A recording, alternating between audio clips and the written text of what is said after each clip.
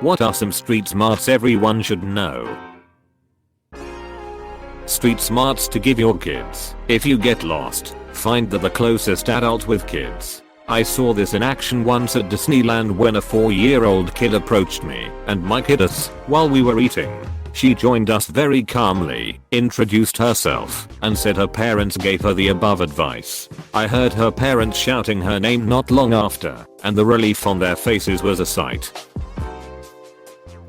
Walk fast and look pissed off.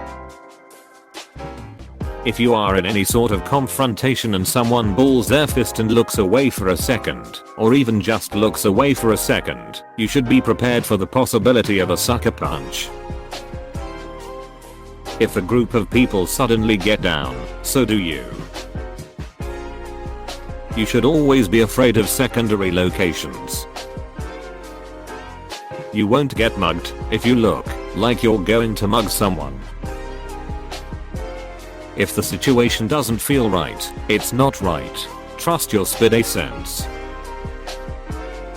If you're going to be away on holiday or somewhere you're unfamiliar with for any length of time, it's a good idea to try to always make sure that someone knows roughly where you're going to be and what you're going to be doing on a given day. Even if you're like me and you don't like to plan out a full itinerary, a rough indication of what your plans might be can help work out your movements if ever there is an issue. Never flash your whole wad of cash in a public place while paying for something. Keep a few bucks loose in one pocket for spending. Keep the majority of your cash in a separate pocket. Don't open a wallet full of all your money where other people can see you. You might be correct when you have the right of way, but you're still the one that's going to be dead when you get whacked by the car if you're walking or on your bike. If you're walking and someone approaches, don't break stride. You can carry on a conversation while walking, but people who are looking to proselytize, sell you something, or mug you will want you to slow or stop to address them. If they want to chat, make them keep up with you. You can even tell them that you're in a rush, but would love to talk and walk. They'll likely find someone more stationary, because if you can make a person slow, you can make them stop. If you can make them stop, you've already adjusted their priorities and placed yourself at the top. It's a subtle power game. Keep going where you're going, and you retain your power. Stop and cat, and you've given it up, and opened yourself to possible problems. Don't ever tell the cab driver you don't know where you're going. Muggers and criminals often work in groups or pairs with one person trying to distract you. Edited to @ I think people tend to know this as it applies to being a tourist, but they forget it when traveling domestically or in their own city. Someone asking you for directions could have a partner in a car around the corner or across the street. Seen it and experienced it many times. When it comes to knife fights, the loser dies in the street, the winner dies in the hospital. Adults do not ask children for help. Always know where the exits are in any place that you enter so that you don't get lost in an emergency. Also, never place yourself in a hole in public where there is only one entrance and exit and no other people around. These are often crime hotspots. Wear shoes you can run the frick away in. Be aware of surroundings. Look like you belong either through body language, attire, or occupation, without being oblivious to things around you. The moment you look lost, out of place, or unsure is the moment you can look like a good target.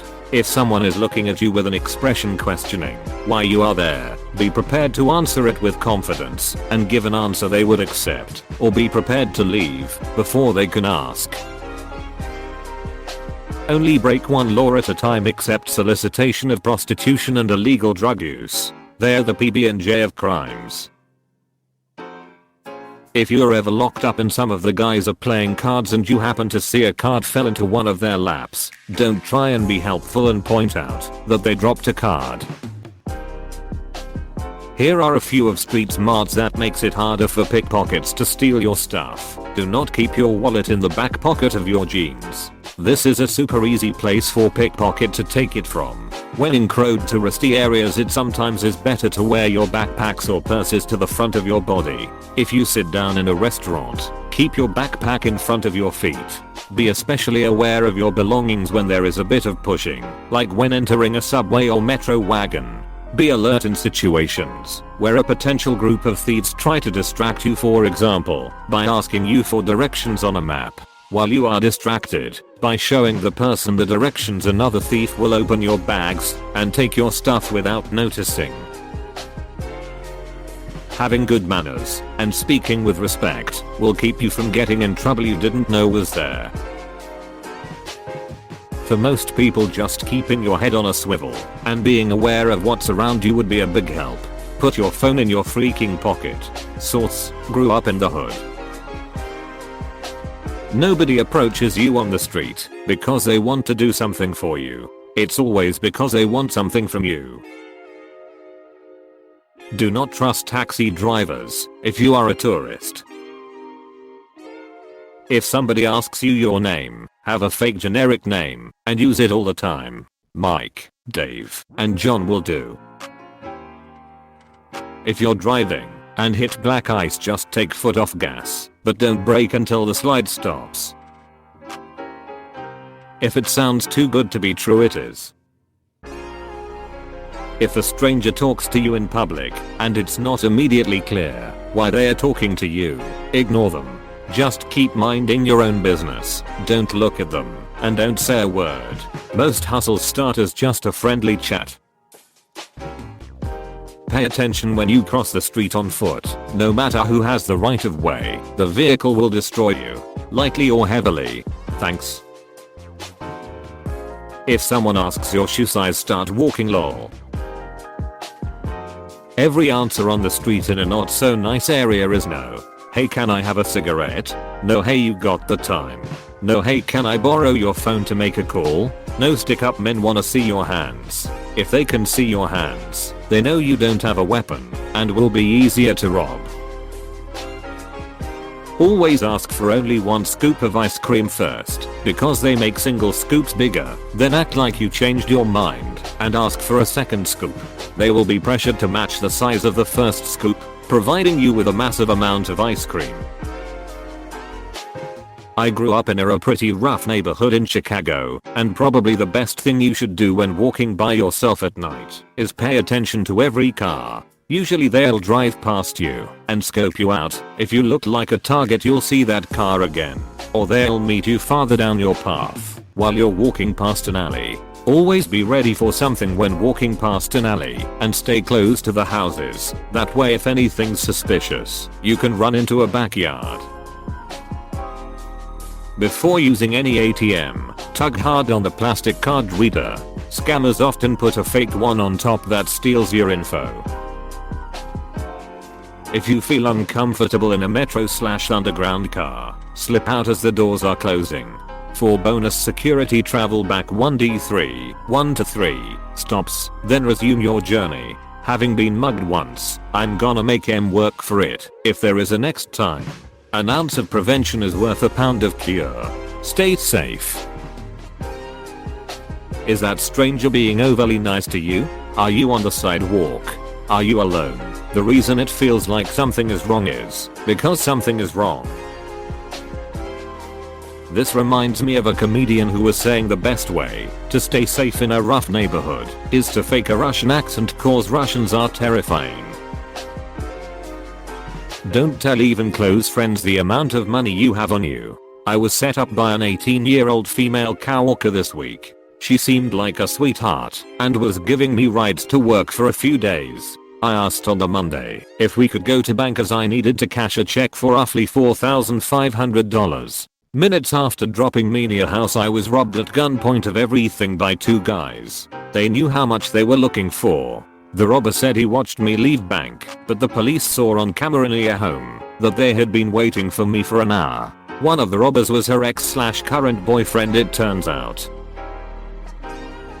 Eye contact. A lone assailant will often use the element of surprise to their advantage. If you're walking alone and someone is following you, make eye contact to let them know that you are aware of them. This will often dissuade them from attacking. This tactic has worked for me in the past. If she says you don't need a condom, wear a freaking condom. I moved to East St. Paul in a pretty bad neighborhood.